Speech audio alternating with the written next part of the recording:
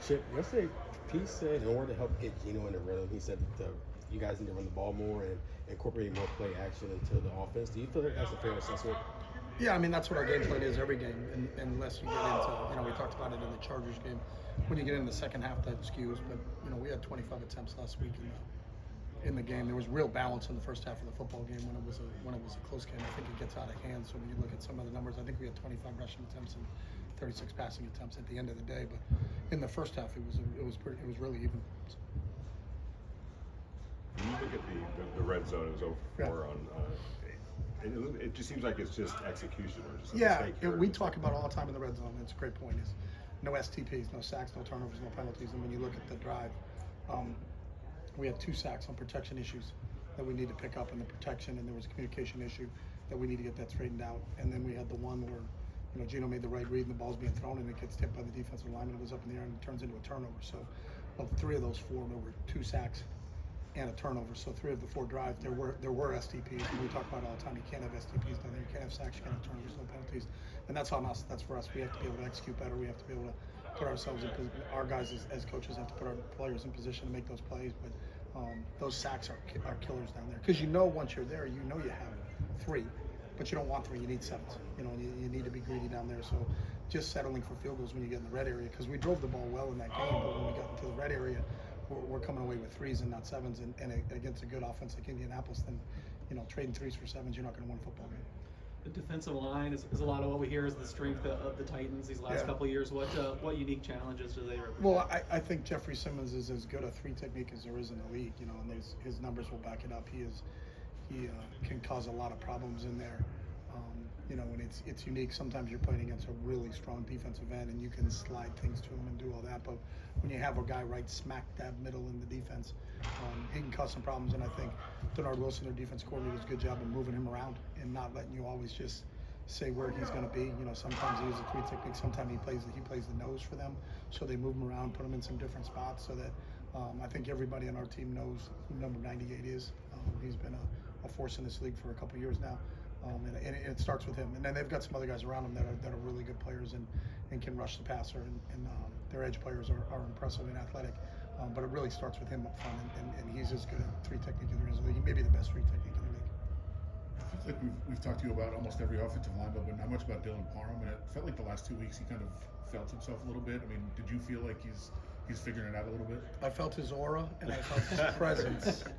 No, I think you're 100% right. I think Dylan, in the last 2 games, has really started to come into his own out there at left guard and starting to get comfortable, with Jordan on one side, and then he had to make an adjustment because he's had Colton next to him for the first through to the end of the Bears game, and then to make the transition with Stone next to him. But I think, obviously now all of a sudden he's the older guy on the left side, when before he was the young guy on the left side because Colton was there. So, but I think you're 100% right. I think in the last 2 games he's improved his play, and really excited to kind of see him continue to develop and grow at the left guard spot. Jack Fish, 3 receptions, all 3 went for first downs. And also showed well in the blocking game. Is he earning a bigger role as we go along? Yeah, everything's earned here, and that's Pete's whole mantra about competing. And for Jack, he's an inside receiver, and one of the issues with Jack, is we really are high on Jack, is that you also have Jacoby in there as your inside receiver.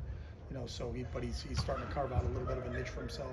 The ability to move Jacoby around and play him in a couple different positions, and then frees up the ability for Jack to come in and kind of take his spot. So when you only dress 4, and I think in some games 4 or 5 wideouts, then they're all going to contribute. They all have to contribute and play. And really, it's Trey and Tuck, and then after Trey Tucker and Jacoby, then we're kind of spinning them behind him and seeing who can fit. And Jack's done a nice job when his number's been called. Outside of the running game and being more balanced, is there any other way to get Geno more comfortable? So he's I think besides the one throw in the second half, Geno was really comfortable. The pick in the first half, it's a pick and it goes down the books, but he made the proper read. The ball was going to the right spot. He got hit by a defensive lineman. So I think sometimes not all interceptions are the same. You got to kind of look at where they are and how they did it. I thought in that game, you look at that first drive, we had a 15-play drive that got us down there, but it was the sack that knocked us out of it. It wasn't the quarterback that knocked us out of it. And the next drive we drive down there, it was a tip pass by a defensive lineman. We got to get his hands down. And that's not Geno's fault either. I think when you get into the second half, you had the one interception that I think we can put him in a better position as a coaching staff in those situations. But besides that, I think Gino's playing really well for us. On the back end of that, something Pete said last week is that a lot of these interceptions are really more on timing and not being really making incorrect reads. How much of your offense would you say is based upon pace and time, and how much better will this offense be once they can get to a certain speed that you want to be at? Yeah, I don't think anything's based. Every offense in the NFL, when you're throwing the ball, is based on timing. So if it's a quick game throw, the line's not setting as deep, and they're attacking the defensive lineman, and the quarterback's drop as such. So, you hear about them taking a 3-step drop. Well, you're taking a 3-step drop, and you're making breaks at 5 to 8 yards, and sitting down. When you start to get into the intermediates, then you're starting to get to your 5-step drop. So, every pass play in the NFL or in college or in high school is a timing deal. You're always trying to match the drop of the quarterback with the protection to the depth of the routes that you're running. So there's a timing aspect to all of those things. So it's just the more familiar we get with them, But this is the same guy who was ripping the ball all over the place in the Patriots game. So, I'm really excited about Gino. I'm really excited about his future, and I think he's a hell of a quarterback. In regards to just the timing of the interceptions and stuff like that, do you feel it's a need to get the ball out quicker, maybe? It depends on a certain play, like what you call, but I don't think Gino's holding on to the ball. So no, I don't think he needs to get the ball out quicker. That's not the case at all.